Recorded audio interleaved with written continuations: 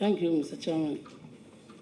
Mr. Chairman, on 17th October 2018, His Excellency the President commissioned NAPCO, and the expectation was that after that commissioning, those who were fortunate to be recruited were going to be posted to their various places of work.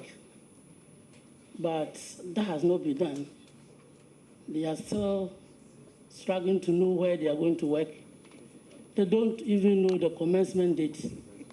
Can the Honorable Minister tell us when those I want information. He's going to be responsible for government policy. So can you tell us when those recruited into NAPCO will commence work? Well, it is refreshing that the minority now accept NAPCO is. Do you have any information on NAPCO which you would share with your friend? Accept that NAPCO is an intervention which should be pursued. Do you have any information that... yes, Chairman. Yes, please share it with him. Honorable Ahi, thank you for that question. Chairman, so Honorable Ahi says that the expectation, and I think that's one of the big things, expectation management. The expectation, and then he goes on to say that, was that they would have been posted almost immediately, but that has not been done. I'm happy to inform him that for the beneficiaries of NAPCO, it was announced to them there and then that day. Maybe the media reports may not have carried that, but it was announced to them that from that time until the 1st of November, they're supposed to go back to their districts, because NAPCO is district-based, go back to their districts and be posted. It is my understanding that even as we are here this morning, those postings are going on, so that by the 1st of November, as was communicated, they will start work where they have been posted. And I just may also inform Honorable Ahi that we'll be going on a tour to see a bit of them at work when they start. I'd like to invite him to join us for that tour. Are you done? Very well. No, let me give her more opportunity, yes. Thank you, Mr. Chairman. Congratulations, Kojo. Kojo, at 36... Honorable member, please, if you're going to refer to his name, please address him appropriately. Thank you, Mr. Chairman. Honorable Minister-designate Kojo Oppong-Nkrumah, congratulations. At 36, you'll be the youngest minister in this government. Sure. How would you manage that at such a sensitive role in a nation where people seem to look down upon the young men? Chairman, thank you. I think that my nomination, perhaps I'll take advantage of this question to express my gratitude to His Excellency the President for nominating me to this substantive position. I think my nomination is a vote of confidence in young people, that young people can also have an opportunity to contribute their quota to our governance exercise. I am of the practice or the habit of learning, regardless of my age, in various jobs that I have done very quickly from my seniors around the table. In the last 1 year in Parliament, I have learned a lot from many of my seniors here, from the Honorable Muntaka to the Honorable Haruna Idrisu to the Honorable Chairman and all who are around the table. I expect that even in government circles, many of those who are giving me guidance and tuition, I'll be able to continuously learn from them and bring that to bear on my work. Chairman, just a follow-up. Did I hear you say that your nomination appropriately vote of confidence in young people? Did I hear you that? That is so. So, reversely or conversely, is that a vote of no confidence on the minister you are succeeding? Of course not. Overruled. Question overruled, please. Yes, Honorable Queen. Please proceed. Thank you. Honorable Minister Designate, my last question to you. As a media practitioner, do we as Ghanaians still need state-owned media, in your estimation?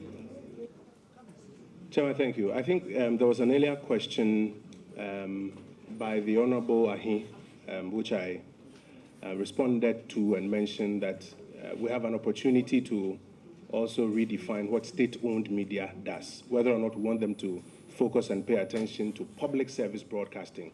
And it fits also with the earlier question about getting government message to percolate and get down to the ground and to other stakeholders. I think state media is still relevant. We may have to focus more on public service broadcasting to get the government message out through state media. I am hopeful that by the time the President's Committee is done with its work, we'll be advised appropriately and take the next steps.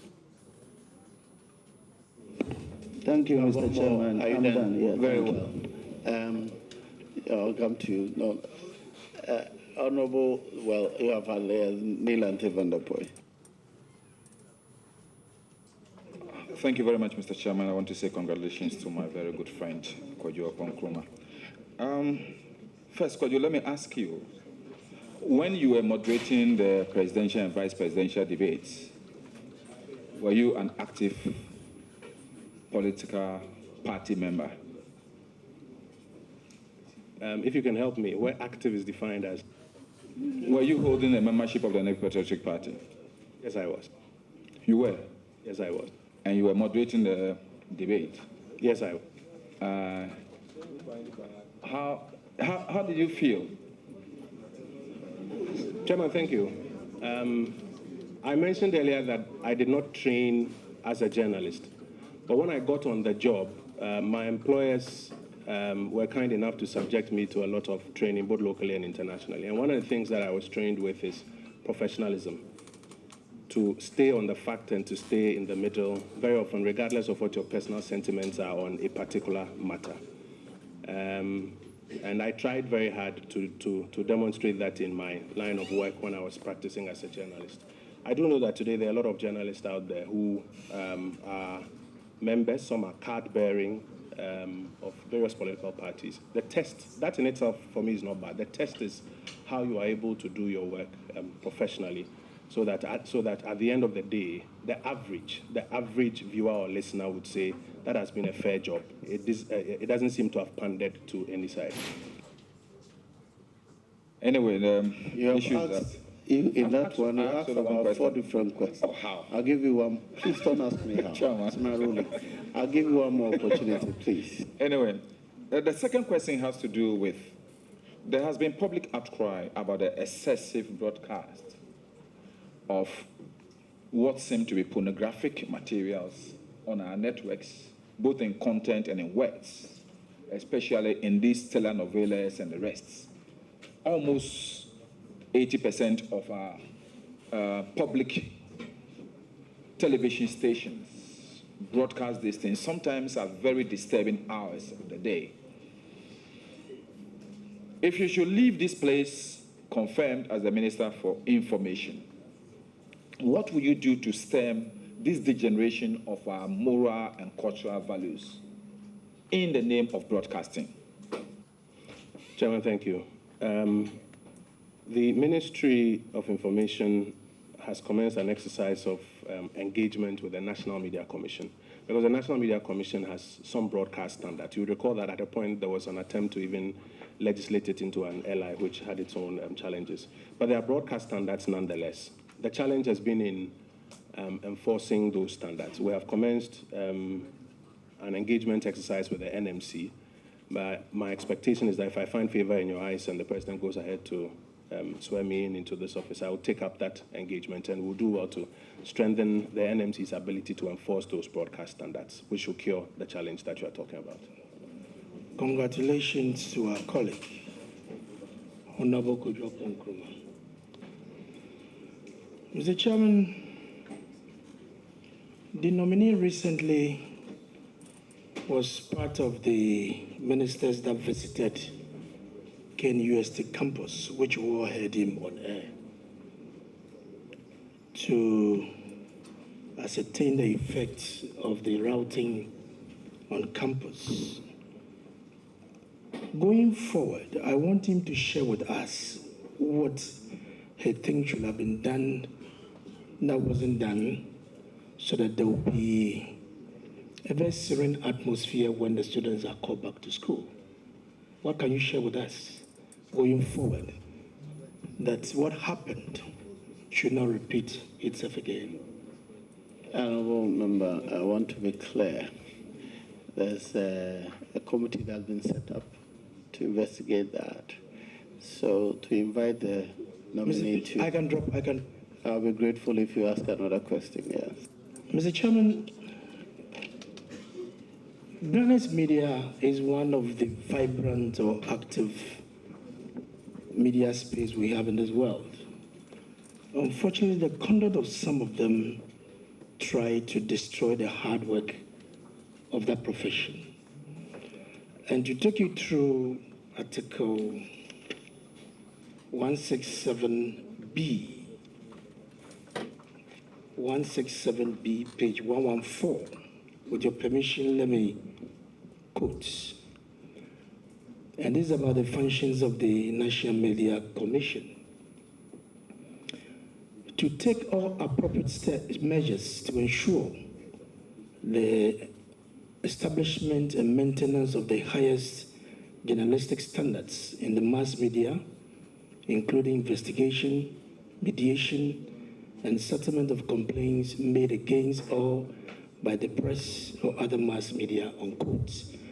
I want to see how you can liaise with the National Media Commission in terms of the standards that has been set by the media profession. What do you think you can do coming currently, how you can liaise with the National Media Commission? Because the few ones are trying to destroy the hard work of the meritorious work that they do. Thank you. Chairman, thank you. I'm of the view that one of the best ways to cure the excesses or the risks or what appears to be a growing trend is to support and promote good journalism. If we're able to support and promote good journalism for the Ghanaian to acquire a higher taste for that and less of the kind of journalism we don't like, we'll be on the path. To achieve that, we have proposed as part of the 2019 program of the ministry what we call a media capacity enhancement program. You recall that in our recent history, we tried a media fund which had its strengths and weaknesses, but I think it was born out of an understanding that the media must be aided. We desire to do a media capacity enhancement program, which aims at helping to build the capacity of those who want to practice good journalism, those who are practicing but have gaps in certain areas. And one of the agencies we desire to collaborate with, or we have already indeed started engagement with, is the National Media Commission. In addition to the Schools of Communication Studies and Journalism, the Ghana Independent Broadcasters Association, the Ghana Journalists Association as well, we are also engaging the National Media Commission so that we can have a certain collective understanding of where the gaps in capacity are and assist with some scholarship so that media practitioners can build their capacity in that area of good positive journalism, and then we can tone down the gaps that we have. The consumption statistics show that negative news is consumed more. And at the same time, you want to invest in positive news. Where do you draw the balance? Since the private sector largely occupies this space. Well, Chairman, I think there are a number of pillars. One of the funny questions I ask some of my colleagues in the media is, if you are at home with your wife and 2 or 3 children, would you want that every morning you gather them together and tell them negative news stories, or would you be wanting to tell them a lot more positive stories so that they can even learn lessons or pick from? But Chairman, the point is this. Chairman, is he asking you a question? No, I'm not. He has asked other people, you are not paying No, I'm not. Chairman, the point is that our desire is to use a number of instruments to encourage, first, the production of more positive news. Yes, our constitution talks about fighting corruption and holding governments accountable, etc. And so you find that on platforms today we have programs focused on corruption, etc., which are all well and good. But we should also be able to encourage the production and the development of programs about our own development and our own aspirations as a country, so that we can also whip up our spirits and sentiments and our can-do thinking positively in that space. That will help the production of positive material out there. Our hope is that whilst we do that and the viewer or the listener or the reader also acquires an increased taste for that, less of the stuff that we don't want, whether it's poor practices or it's just stories that don't encourage or excite us, will also be consumed out there. Mr. Chairman, 20 months of President Akufo-Addo's government has done a lot for this country. Unfortunately, not much is being heard on the ground. And I want the nominee to tell us how is he going to do to make sure that we break, or make sure the people of this country really have a feel of some of these achievements that we've chalked in the past 20 months. Thank you, Chairman. This question is double-barreled. There is the part of the question that deals with how the Ministry of Information will be seized with the facts of what the administration and its assigns has managed to achieve in these 20 months across the various ministries, departments, and agencies. And my earlier submission is that because of the checkered history of the ministry and the department that is responsible for that, information asymmetry coming from the ministries, departments, and agencies, we have done some work to bring it up, but we still have a very long way to go. And even in the coming weeks, there are exercises as part of our strategic plan that are aimed at reorienting that structure, so that as a first step, we can get that information in the beginning. If the Honourable Member is the Information Minister tomorrow, and that information is still not available to him, he will not be able to do the second part of the work, which is what I'm coming to, which is now developing channels that allow us to push out this information. Thankfully, as we brought back the ministry back on its feet, we have developed a number of dedicated channels. Indeed, at first, the only platforms or channels that the ministry had for putting out the government information was the Meet the Press series, and then the National Policy Fair, which the previous administration introduced. And then occasionally, the Minister of Information would do a tour around the country to highlight some of the projects. With a plethora of media today, including new media, etc., those channels are not enough. And so we have, as part of our strategic plan, outlined a number of new platforms or channels through which, when we succeed with the first bit of getting the information, we can proactively churn out that information. This includes the town hall meetings, which go on across the country. This is our second day of the town hall meetings. We have now got the national policy summits that rather open up and allow a lot more stakeholders to come and engage, sometimes over about a 2-day period with government. We have started the Ghana at Work series, which is on mass media, trying to put some positive news and also showcase what government is doing out there. So there are a number of new, may I say, platforms or channels that, in accordance with our strategic plan, which we developed under the leadership of my previous minister, we are expecting to roll out and put the government message out there a bit more, as you mentioned. Mr. Chairman, my last question. I was excited when he touched about the information service and the fact that we need to resource them to make them very proactive and all that. I want to draw attention to the G&A too. When you come to my constituency in Tema, there are a lot of things that they need. And I'm sure when you go across the country, it's almost the same. So I want to draw attention to that aspect. Thank you very much and congratulations. Yes, Honorable Helen. Mr. Chair, my first question is about whether you've ever talked about the legacy of the past administration. Have you ever acknowledged the work done by the NDC government? And are you committed to talking about the positive gains of the past government?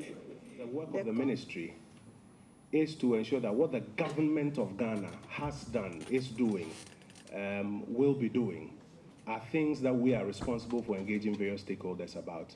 If it has happened under any particular administration, and I'm required to provide information on it, I would not go and tell a lie that, for example, if the former administration built or completed 18 or 22 E-blocks, I would not go and tell a lie that they did not do anything at all. I would state the fact that about 18 or 22 E-blocks were completed, and that there is this more that needs to be done, and that is what this administration will pick up. We look forward to that and hope that you acknowledge what has been done. All the time, all the time. My second question to you is about building capacity of the media. The previous administration attempted to establish a media development fund. What do you intend to do with this fund to revamp it so that the media capacity will be built? Without the funds, we cannot do it. So what are your plans for establishing the Media Development Fund? Chairman, grateful. As I mentioned earlier, and the honourable member's second question even reminds me that in my previous answer, I gave credit to where credit was due, and the establishment of the initial Media Development Fund. So, Honourable, I'll continue to be fair in that space. But that fund, as I'm sure you're also aware, ran into a little challenge at the end because, for example, the National Media Commission was of the view that that fund could be used as a tool for interference. And therefore, there was a bit of battle between the NMC and the ministers of information at the time and the deputies at the time. Even when I was deputy, I still am deputy, but when I was on the schedule specifically and was asked to handle that brief and see how we could work on it by my former boss, the Honorable Dr. Hamid, I engaged some of the former information ministers, including the Honorable Ayaga, who is here, the Honorable Ablakwa, who is here, and they also gave us feedback on some of the difficulties that they had with it, which we brought into the reorganization of this idea, which is to build the capacity of the media, but not necessarily through a media development fund, but now to do what I mentioned earlier, the media capacity enhancement program, and to bring on board agencies or organizations like the Ghana Journalists Association, the Ghana Independent Broadcasters Association, even the NMC, etc., so that we can collectively sign up to this program and use it as an instrument for building the capacity of the media. And I look forward to us rolling it out, hopefully by early next year. So are you saying we're going to abrogate this fund? And there is no fund currently, Chairman. Yeah, the strategy is to get it on the ground. The strategy is to have a media capacity enhancement program. That program, we have proposed to the Finance Ministry, as I'm sure you are aware, the budget consultations are going on. That program is to be captured in the ministry's 2019 program of activities and funded partly from central government and then partly from other agencies that are interested in developing the capacity of media. And it is our expectation that we will utilize the resources that we get, and more importantly, that program to assist our media colleagues in stepping up on their capacity. And we deliberately chose the word capacity enhancement because we acknowledge that they do have a lot of capacity and do a very good job, but we could all do with some enhancement. My last question is... No, but you have done 3 already. Okay, I'll give Honorable Biama, then come back to you. Yes, Honorable Biama. Thank you, Chairman. Congrats, Honorable Oppong-Nkrumah. This is the first time congratulating him. I will start by looking at the Constitution, Chapter 12, Freedom and Independence of the Media. under Article 167C, it says the functions of the National Media Commission include the provision that it should be able to insulate the state-owned media from governmental control. And goes further to talk about 168, where the commission shall appoint chairmen and other members of governing bodies of public operations, managing state-owned media in consultation with the president. Now, after 26 years of this constitution, what do you think are the challenges of the Media Commission, and how do we strengthen the National Media Commission to play its role effectively under this constitution? Chairman, thank you. The NMC has challenges including the challenge of the full expression of their mandate, even beyond what Chapter 12 or Article 167 of the Constitution says. The NMC requires some strengthening through allies, also to give some specificity on some of the items and the procedure that they can take on some of the items that are within their mandate. The NMC needs also to get some support in terms of resourcing.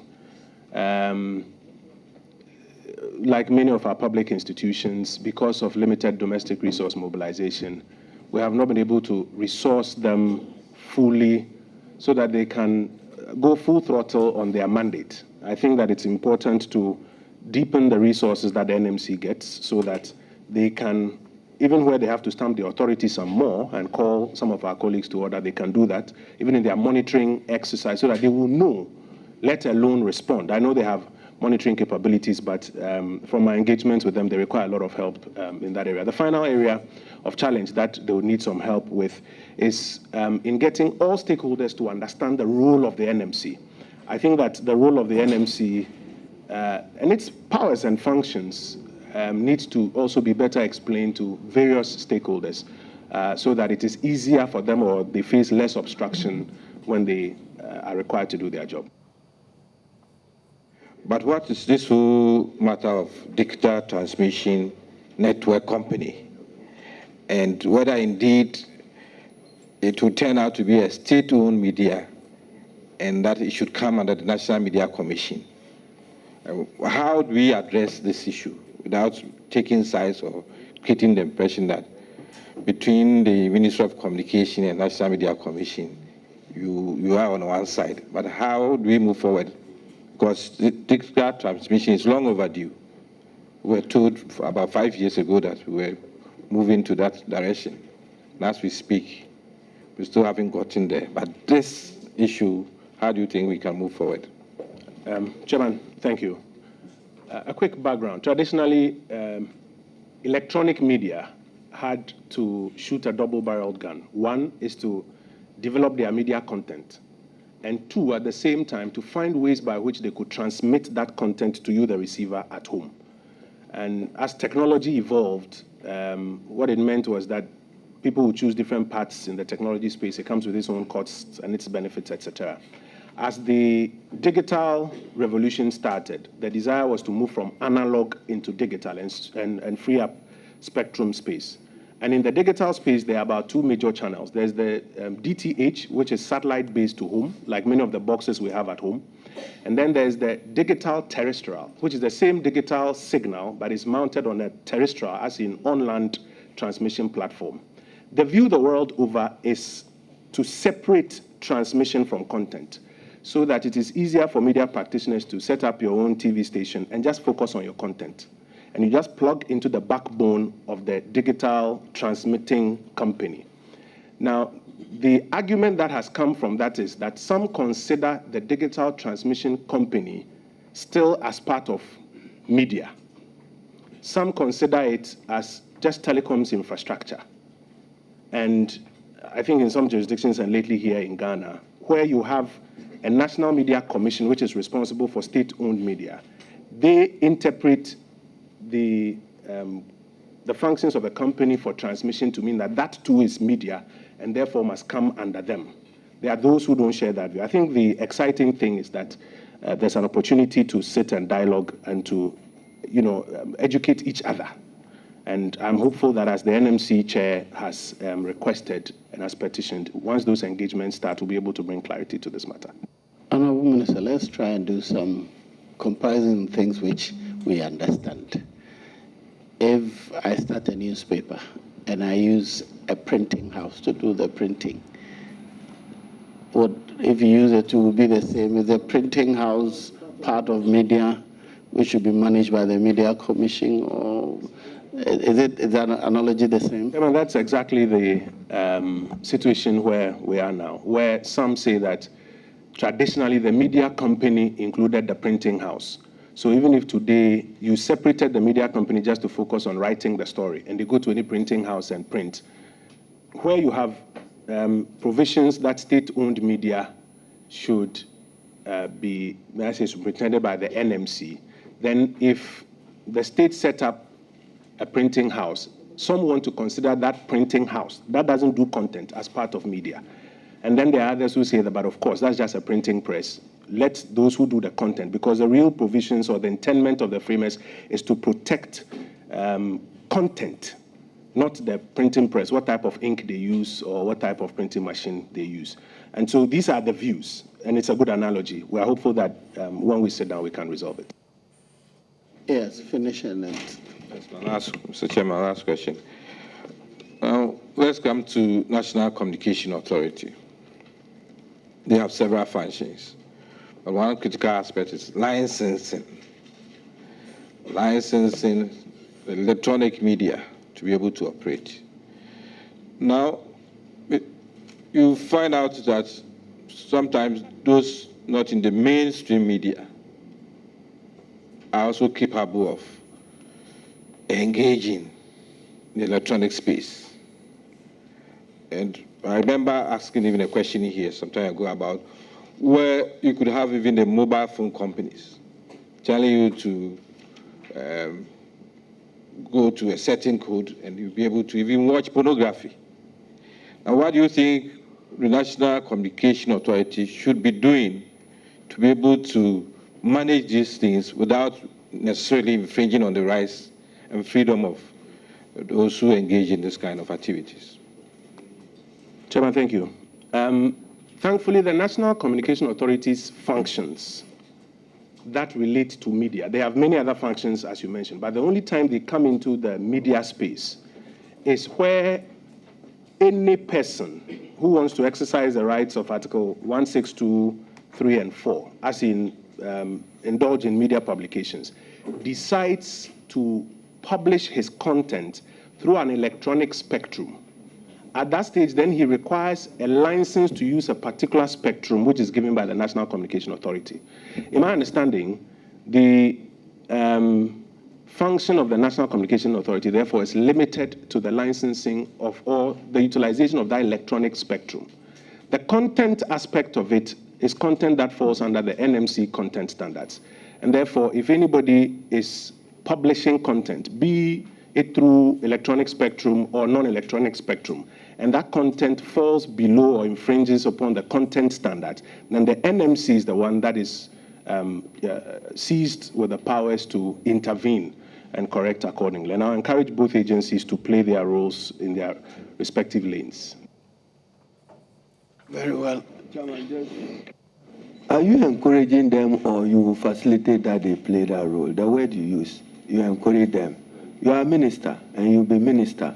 Speak with that you would exercise the mandate so vested in you by the president. I will encourage them. So Ghanaians should count on encouragement. Chairman, I'm happy that the minority leader says, I will be minister. I take confidence in his words, and eventually when I get there, I will do so.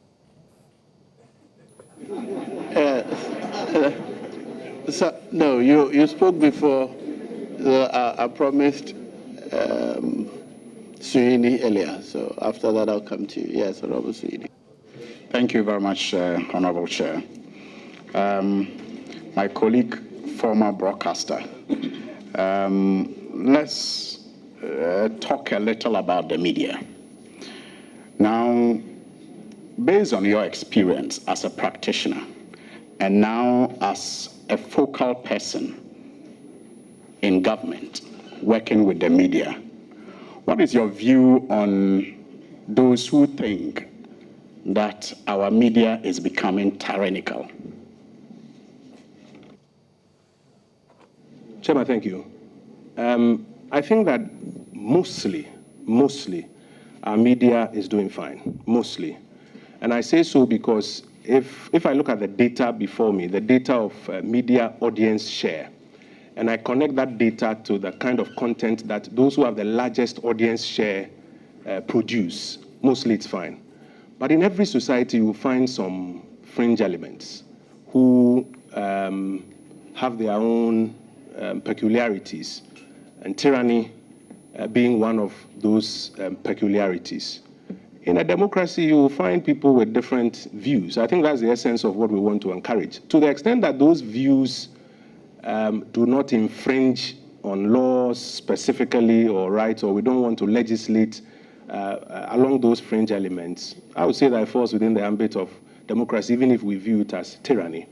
But when it begins to cross certain lines, like incitement or like defamation, or lines that can hurt reputations, then there are provisions already. And I think that our effort should go towards enforcing it. So that those, because for the average journalist, he's not afraid of the laws of defamation or the laws of publishing false news with the intent to cause fear and panic, because that's not what he does. He's doing a genuine bulletin to put out the facts there. But for the fringe element who desires to go on that tangent, then there must be strict enforcement of those laws to ensure that that is discouraged.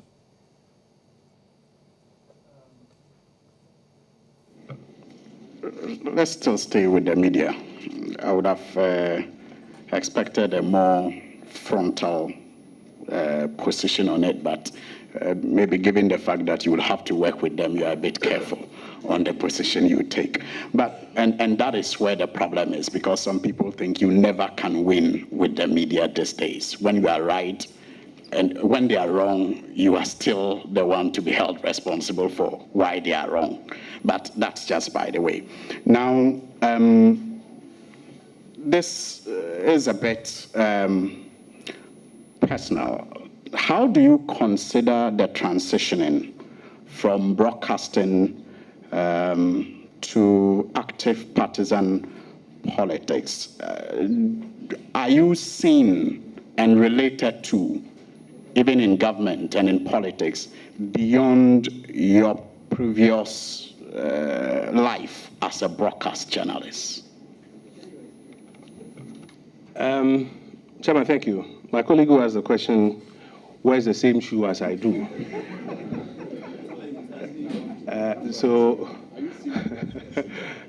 He's asking me to manifest his thoughts through my answers. But, Chairman, I think that we're all defined by who we are and our character and our practice over the years. There are some of us around this table here who came here as lawyers. And our practice in the past and how we have handled ourselves in the past and the values that we stand for today affect how, even in politics, we are seen. There are some of us who are teachers. And our practice over the years also defines how we are seen. I think that for all of us, myself, my brother, for all of us who are here, we are seen in that same light. What has characterized your career over the years? What would, be dominant in how people see you today? And indeed, if it is true to your character, despite the fact that you are in politics, I don't think you will move very far from that guiding compass. I find that people treat me, whether within government or within party circles or outside, very similar to how I was treated as a journalist. I haven't seen much difference. He is on record, and repeated so quite recently, that the government of the NPP have so far created 1,096,404 jobs. Now, the Minister for Finance, Honorable Ken Ofori-Atta, in Parliament, when he presented the 2018 budget, promised the creation of 250,000 jobs this year through 1D, 1F. And if you added NAPCO, that was going to be 350,000. Now, the Agric Minister also indicated that so far 745,000 jobs have been created. Recently, you held a press conference at which you said that 145,000 jobs have been created. And the interesting thing is that in the breakdown of your 145,000, you said the agric sector contributed 2,700. Now, if you total all these figures that have been thrown about by various government workers, it exceeds 1.2 million, which according to the Ghana Statistical Service Labor Report Survey, is for 2007, it's the number of unemployed people, 1.2, 11% approximately. So the question I want to ask is, how many jobs really have been created so far, given all these numbers? Thank you, Chairman. My colleague reminds me of his days in journalism and how his questions were loaded. Chairman, thankfully the employment minister is right by this table. He is a better place to answer to what he is alleged to have said and other persons. But I would restrict myself to what I said. The Honorable Minister brought his details to Parliament, and we had the opportunity to discuss that. Answer your question. Yes, Chairman. So I will answer my part. Chairman, what I said, and I'm very happy because this demonstrates something that we gradually need to work on in our media space. I'm very happy my colleague said that. I am reported to have said that 145,000 jobs have been created. Chairman, I never said that. Mr. Chairman, I'm sorry, if I could just clarify so he goes ahead. We are vetting him as government, so to speak, spokesperson. The question is not about what he has said. The question is about what government position is on the creation of jobs so far, given these figures. Thank you. That's all right. He's clarifying the background information you gave, so please proceed. Chairman, thank you. What I said is that financial clearance has been given for 145,000 and over jobs. And I proceeded to give a breakdown. Now, in agric, I did not say that 2,000 jobs in the agric sector. I said agric extension officers. The agric sector is bigger than agric extension officers. And so I was specific in those areas. I am sure that when the minister who sees with all of the information, as he has already provided, updates his numbers, the reconciliation will be easy for all of us to do. But Chairman... Chairman, sorry, I'm coming in. Can you, in doing this, give the breakdown of the 145,000 for our record? Unfortunately, I do not have that documentation in front of me. I would fetch... What number do you have for the agric extension officers? Over 2,000, about 2,700. Over or 2,500? About 2,700 for agric extension officers. Over 2,500. 5 million is over 2,500. Chairman, I will. So speak with certainty. Yes, Chairman, so I will appraise the committee of the numbers I gave during that press briefing. I'm hopeful that the committee will afford me that. Chairman, so we know that by close of this vetting, you submit to the Appointments Committee a breakdown for a record of 145,000 persons to be recruited into the public service. Thank you. Chairman, that's a suggestion. It's not a ruling of the chairman. Proceed. He says what? Chairman says. Yes. So I do the request. I want your ruling. Please complete your answer. We'll consider it when we... Okay, Chairman, I'm grateful. So, Chairman, my words were that financial clearance has been given for 145,000 and over jobs, and I proceeded to give a breakdown at that briefing, and I can share same with the committee. Chairman, but I think the point that it draws me to is accuracy of reporting.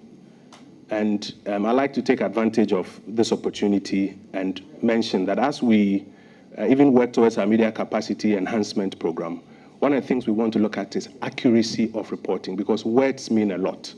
And when the words are changed, it changes the understanding. And we're in a country where a lot of us read the headlines, don't go into details. And so when words are changed or attributes are wrongly made, then you find people having to come back and issue statements, I didn't say that, I didn't say that. What it does is that it creates a certain impression of all of us. And I think that we can do some more. Lately, I've seen one worrying trend, that the media itself is beginning to issue statements against other media houses, literally calling each other names because of, again, some of this absence of accuracy in reporting. I think all of us will benefit if we stick to words as used so that the meaning is out there clearly. Thank you, Chairman. Honorable Minister for Aviation. Thank you, Mr. Chairman. Honorable Kojo Oppong-Nkrumah, congratulations.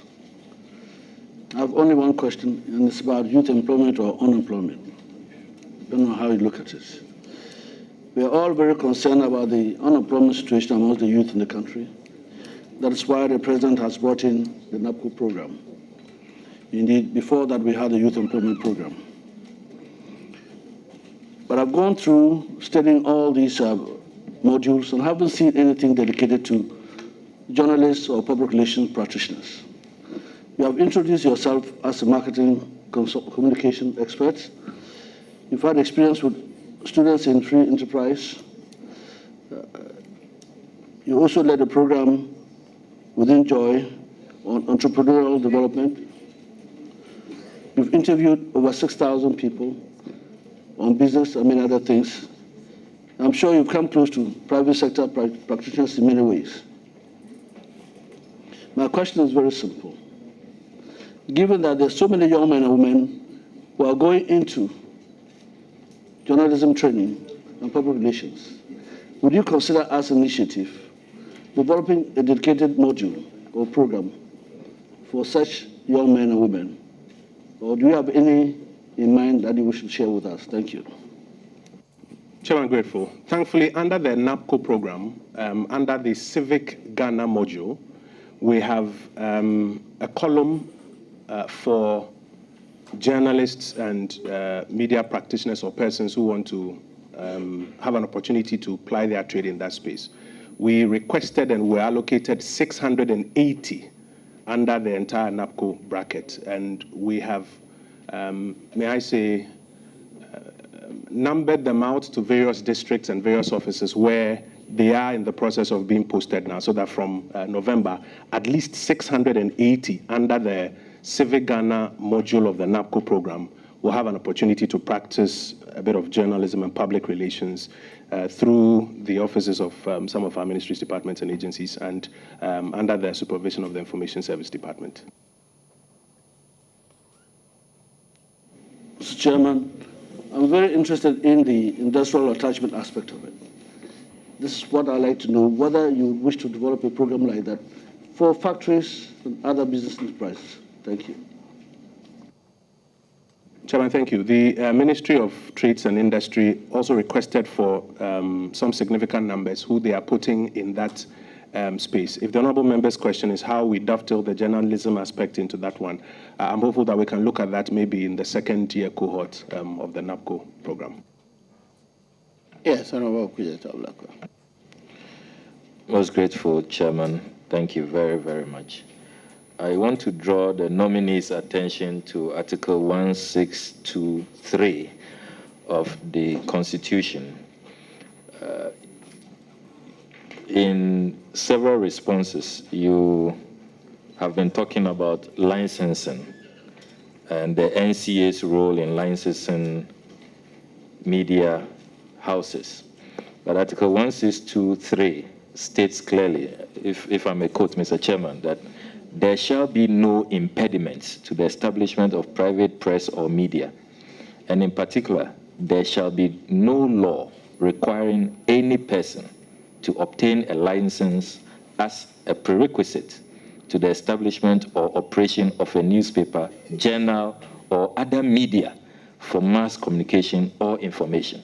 So how do you reconcile this provision in the Constitution and what the NCA is doing, and your government's recent decision to sanction 131 media outlets, which some people thought that was quite an affront to press freedom, as far as the spirit of Chapter 12 is concerned. Chairman, thank you. This is a very interesting subject, and I hope that as we do some more engagement on it, we'll be able to settle it once and for all. Article 1623, you are right, says no impediments to the establishment of private press or media, and in particular, no law requiring any persons to obtain a license as a prerequisite to establish or operate a newspaper. Today, that is observed in Ghana. To establish or to operate a journal. Today, that is respected in Ghana. Or other media for mass communication or information. Again, that is respected. Today, you can set up a company to do media content production in the digital space, get your cameras, package your material, go online and publish it. You don't require any license for it.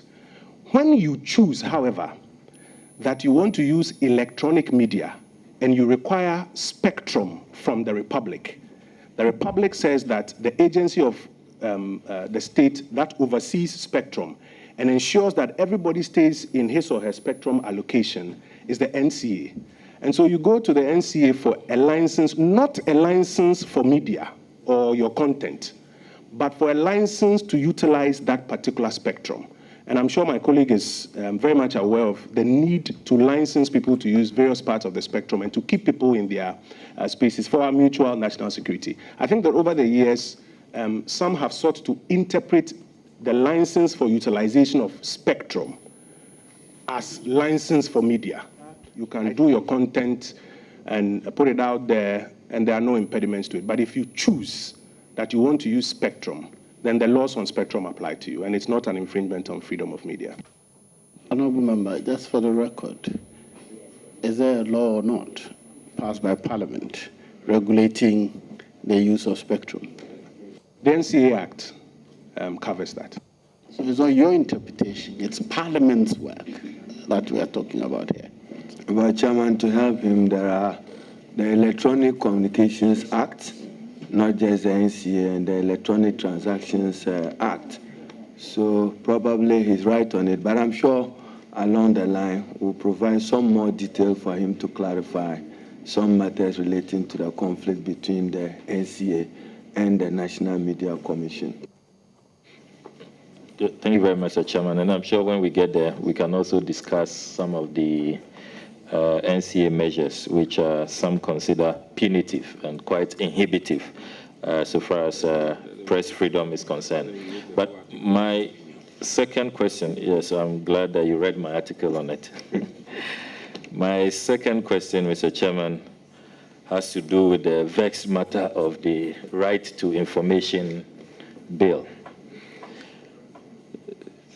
It's been the longest bill in the works. More than 2 decades. And on this matter, it will appear that virtually all the governments in the Fourth Republic have sinned and fallen short of the glory of God and the democracy that we want to entrench, accountability, transparency, and the power that citizens must have to hold us, accountable. Can you make a commitment to this committee that when given the nod, you will do your best as the headline ministry that shepherds the right to information legislation will be under your purview? You will have to shepherd the bill. Honourable, as at now, the matter is in Parliament. Yes. They have finished their part. So, please, don't worry. Okay, Mr. Speaker, I will reframe within the spirit of the separation of the 3 arms of government. I'll reframe. What's your view on the delay of the passage of the Right to Information Bill? And what, as Minister of Information, can civil society count on you as a champion to make sure that this long, drawn-out, comes to an end? Chairman, I'm grateful. Just some quick clarification. Technically, the Right to Information Bill is under the leadership of the Attorney General's Department, as has been brought to Parliament. And Parliament is now seized with the bill to go through the process. If the Honourable Member will recall, in my contribution to the debate on the second reading of the bill, I went extensively on the fact that I do not believe that any administration has anything to fear in passing the Right to Information Bill. I am very interested in it because I also championed it when I was a broadcast journalist, that it ought to be passed. Today I have an opportunity to be part of the exercise to pass it. Indeed, again, as the Honourable Member will recall, and Chairman was in the chair as Mr. Speaker that day, I sponsored a major amendment to shift us from information officers to actually seek to establish an information unit in the ministries, departments, and agencies so that we can have more resourcing to deliver on the requests that will come in. I'm personally very committed to it. The matter is within Parliament now. I'm sure that all of us around the table here are committed to it. I'm hopeful that, as the President has hinted us, we will do well to finish it, at least before this Parliament is done with its tenure. Thank you very much, and we will all be counting on your support in that regard. Mr. Chairman, my final question has to do with the reputation of the ministry that you will be heading if given the opportunity. And it's one of the issues that all of us who have worked there had to grapple with. There are those who think that it's sometimes becomes a propaganda outfit, and information from the ministry probably may fall short of accuracy and all of that. I would want to hear your view on that and how you hope to address that long-held reputational issue, which has led to even some thinking that the Ministry of Information should no longer exist under this modern governance arrangement. And I relate that to a recent interview you granted, which did not appear to go down well with a vast section of society, which had to do with the government's manifesto pledge of one district, one factory. The headlines had it that, I did not hear you directly, but the headlines, press cuttings, which I have here, suggest that you indicated that government did not make that pledge. But I hold here your manifesto, and the pledge of one district, one factory, if the chairman will permit me, states that in collaboration with the private sector, the NPP will implement the One District, One Factory initiative. This district industrialization program will ensure an even spatial spread of industries. So that's exactly what he said. Can we understand exactly what is going on here? Does government